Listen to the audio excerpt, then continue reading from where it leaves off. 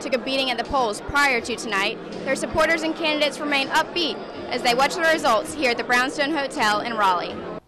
According to a recent study, an impressive amount of homes have been popping up around our area. Even though that news is encouraging, the square footage of these homes is actually getting smaller. Because of the budget crisis, Wake County schools are looking to be creative in the ways they raise money. One option? Corporate sponsorships, like here at Cary High School's football field. Quentin and Justin Hunt were driving in Warren County when they unexpectedly pulled up right behind this Greyhound bus. Apparently a Greyhound bus has been hijacked. This bus, traveling from Virginia to Raleigh, was stopped in the middle of the road when the Hunt brothers saw people escaping from the windows. And my little brother, he brought it to my attention that someone's leg was hanging out the window. And that's when I started paying attention to the bus. And by then, I looked again, and people just started coming out the windows. The hijacker, who was later identified as Jose Flores, had been riding on the bus as a passenger since Northern Virginia. Passenger Xavier Little says Flores walked to the front of the bus as it crossed the North Carolina border. He was just irate. It doesn't make sense. Like, nobody understood what was the purpose. He kept saying, I want to go to the courthouse, the nearest courthouse. Xavier said the man was armed and threatening passengers. But he just kept yelling, like, y'all got a problem? You want to do something? I got 9 shots. I start killing right from the front. The driver was able to pull over on Mason Drury Road to allow passengers to escape. This is where they were noticed by the Hunt brothers, who called 911 immediately. And I was getting off the phone, and the bus had turned around and was leaving again. So I don't know what made me do it, but I just started driving behind the bus, and I stayed in close contact with 911. The brothers said they followed the bus until the troopers were able to catch up. When the bus pulled over at this gas station in Henderson to release the remaining 2 passengers, deputies were waiting for Flores and placed him in custody. I was like, oh man, I was scared at first. The Hunt brothers knew they couldn't leave the stranded passengers alone and frightened, and put their own fear aside, happy to help. I would tell them I wouldn't need any thanks because it's kind of a natural habit to help people. From the WRAL News Studios in Raleigh, this is a WRAL News Update. I'm Lauren Leslie with this WRAL Update. A Wake County man accused of killing his wife made his first appearance in court today. Investigators say 67-year-old John Evans said his wife shot him and then killed herself. According to court documents, Donna Evans was shot twice, both fatal, meaning she could not have shot herself. John Evans is now charged with murder. Investigators believe he shot himself to cover up the crime. New problems at the state agency that pays benefits to those out of work. The state auditor's office released a report showing the Employment Security Commission paid $147 million out of a state fund when the money should have come from federal resources. An ESC spokesman says the state didn't lose any money because of the mistake. The report shows it took the ESC around 6 months to correct the problem once federal reviewers found it. The national snowstorm is causing plenty of trouble for travelers, but nothing quite like this. A 41-year-old woman escaped this crash on New Hampshire Highway after her car slid down an embankment. Instead of stopping at the bottom, the car rose up and the front end got stuck in 3 feet of snow. Officials say they've never seen anything like it.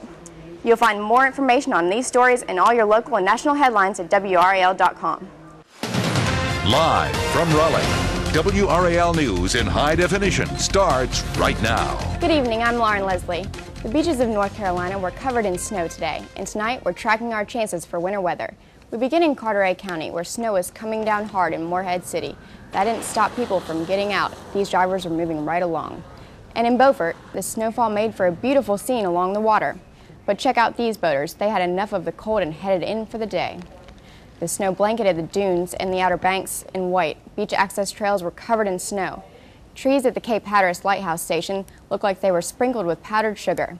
And the Avon Pier, typically covered in sand, saw a heavy coating of snow.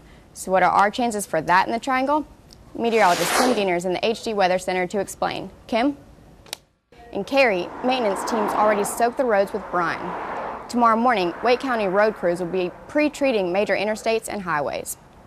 A final farewell today to a Rocky Mount woman missing for almost 2 years. Yolanda Lancaster was the 9th in a string of similar cases where women with similar profiles were found dead. 8 of those cases, including Lancaster's, remain unsolved. The investigation into these cases has received national attention, although as our Bo Minnick reports, today was all about a local community grieving this latest loss. Lancaster also is survived by a daughter and a son. They are being raised by Tucker, their grandmother.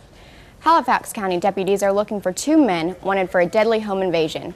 Deputies say the gunman shot 3 men inside a home off Ward Drive in Roanoke Rapids shortly after midnight. 29-year-old Antonia Mills died after being shot multiple times. A witness tried to pursue the gunman and reported seeing the getaway car in the area of Highway 48 and US 158. No word on the other victims' conditions. A man is accused of torturing and killing his dog in Raleigh. Police charged 34-year-old Daniel Hurley with animal cruelty. Arrest warrants indicate that he tortured and beat his Jack Russell Terrier, killing the dog. Hurley lived at Walden Woods condominiums. Neighbors say he was unemployed and was verbally abusive toward the animal. He's in jail under a $10,000 bond. A former Fort Bragg soldier appealing his murder conviction is using the troubled SBI crime lab as an argument for a new trial. The Fayetteville Observer is reporting that attorneys for Timothy Hennis argued jurors might have changed their mind if they were aware of the accusations of misconduct by the SBI. Hennis is on death row for the murders of a mother and her 2 children more than 25 years ago. Friday's hearing was held in Kansas, where Hennis is in prison. Doctors are preparing a rehabilitation plan for Congresswoman Gabby Giffords. She is in Houston now at a clinic to continue her recovery. Sandra Hughes reports from Texas. The nation's first Peace Corps director, Sergeant Shriver, is being remembered as courageous and idealistic. His funeral was attended by former President Clinton, U2's Bono, Congresswoman Nancy Pelosi, and Wyclef Jean. Cardinal Donald Wuerl of the Archdiocese of Washington delivered the homily. In it, he asked Shriver's grandchildren to live with the same courage and fortitude as their grandparents. Shriver died Tuesday at the age of 95. The frequency of fires in the Triangle are burning through American Red Cross funds. Triangle Red Cross officials say they responded to 130 single-family home fires this past December. Compare that to just 70 single-family home fires in December of 2009. And just 3 weeks into the new year, the trend continues, including this apartment fire on Westfield Court Tuesday, which displaced 12 families. The Red Cross helps provide food, clothing, and immediate shelter to victims of disasters. The nonprofit does not get government funding. The agency relies solely on donations, which the director says is critically low. We've spent about $140,000 more than what we budgeted, and so financial contributions are important to us to make a difference when emergencies strike. Single-family home fires make up the most common disaster for Red Cross response. Red Cross leaders say the increase in fires this winter could be because of the colder than normal weather. Pepsi is closing a bottling plant in Durham. Company officials say the move is a consolidation and no layoffs are going to happen. More than 100 employees have been offered jobs at the Garner or Winston-Salem plants. Pepsi will provide severance packages for those who do not want the transfer. Flights started arriving tonight at the new section of Terminal 2 at RDU International. Crews spent this week putting the finishing touches on the second phase of Terminal 2. The expansion project took 9 years and almost $600 million. The new wing features 17 more gates along with 13 additional shops and restaurants. Coming up, one man is captured, another still on the run tonight. Both are wanted for the murder of Army Specialist Charles Clements. He was gunned right after he tried to break up the fight, why authorities think a drug lord is to blame. Plus, a new way to watch movies in the Triangle. Find out which theater is going 3D.